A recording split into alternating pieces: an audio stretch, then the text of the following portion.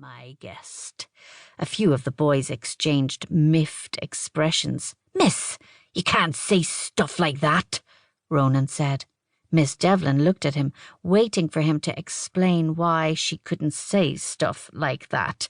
It's not fair." Miss Devlin looked extremely unmoved by his reasoning. "I hope that any applicants to the student council will have more impressive debate skills. Just a thought." I watched Ronan choke back a retort, his face contorting in frustration. It was like he'd never met Miss Devlin before. "Anyway, as I was saying, the elections will be held at the end of the month, and the president chosen this year will be your class president for the remainder of your senior cycle. So choose wisely, for God's sake. I don't want to be sitting in a consultation meeting with some Egypt demanding no school on Fridays, all right? Just because someone tells you they can do something you like the sound of doesn't mean it's remotely possible. And if they can't actually achieve it, then they're worse than useless to you." Meabh Kowalska's hand shot up into the air. Holly leaned over and whispered to me, "You know, I really don't think anyone died so the students at St. Louise's could vote for Meabh Kowalska to kiss teachers' arses for 2 years." I snickered. She had a point. The whole election was a formality anyway. For one thing, she was the principal's daughter, and for another, I couldn't tell you the name of anyone who'd been council president since I'd started at this school. No one cared. Usually only one person volunteered for it. It was extra work with no reward except maybe missing a few classes, and there was no point in that if you were missing them, so you could sit and talk to teachers anyway. "Yes, Meabh." Miss Devlin pointed at her. She didn't have the weary expression many of the teachers had when they called on her. Meabh stood up. "She's going to make a speech," Holly said. I could hear the eye roll without having to see it. "I'd just like to say a few words." Groans. "Shut your mouths, every last one of you," Miss Devlin barked. "Or you're doing ladder runs before your first class. That's right.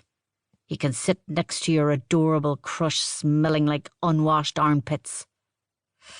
The class collectively remembered we were terrified of Miss Devlin's wrath, and we fell silent like she'd pressed the mute button on us. She was one of those teachers where you could have the crack with her, but when she reached her limit, well, no one tested what happened when she reached her limit, but the threats often involved an inhumane amount of exercise. Meabh faltered slightly but drew herself up. "I will be running for class president this year, and I would like to ask for your support and give you some information about the initiatives I will be hoping to implement. Firstly, I have a green initiative, which includes reducing the shocking amount of unnecessary waste produced by this school. I will also be campaigning to have a Polish language class for the Leaving Cert. As you all know, my family is Polish-Irish, and there is a significant Polish community in this town, as well as making up 2.7% of the national population. Thirdly, I will be seeking to address the issues on the school's application procedures that have created a worryingly homogenous student body. I hope that you will consider voting for me. I want to address the problems in this school that students really care about, and my door is always open. I will take any questions you may have now." She looked around the room expectantly, with the impatient air of a mother waiting for a toddler to tie their own shoes.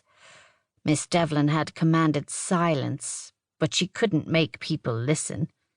I followed Maeve's gaze as she took in people biting their nails and playing with their hair. Her brow furrowed. She had tried very hard to sound calm and collected. It was almost impressive when I knew for a fact that she would rather beat us all into submission if that had only been an option. "Very admirable and ambitious, but not fucking absurd ideas, Meabh. Thank you."